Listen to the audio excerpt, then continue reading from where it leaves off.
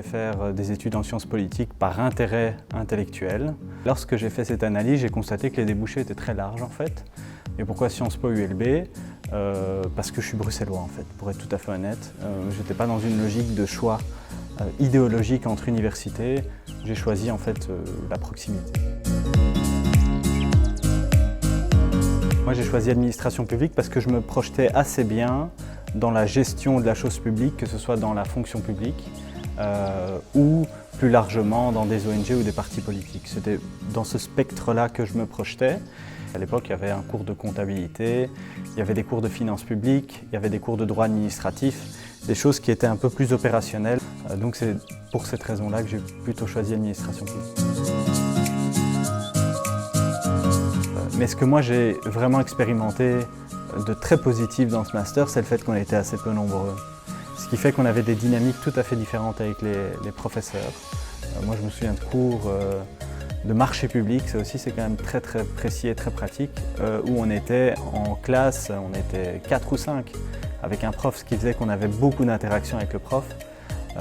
Ça nous permettait d'aller plus loin en fait dans l'apprentissage de la matière, mais aussi de se créer, même sans le savoir, un réseau en fait, puisque le prof te connaît bien dans ce cadre-là.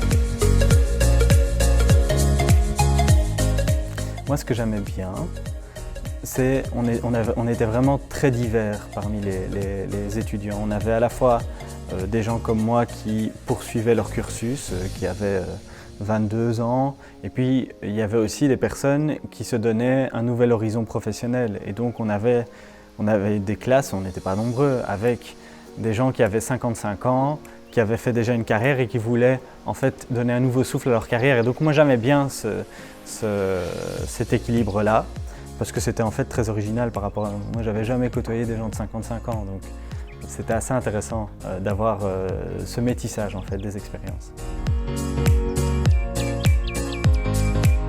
Le premier conseil que je leur donnerais, c'est de tenter de préciser le plus possible là où ils veulent atterrir après leur master. Parce que dès l'instant où on sait vers où on veut aller, même si ça reste un peu large et indéfini, ça facilite en fait le choix, ça permet de poser un choix en pleine conscience.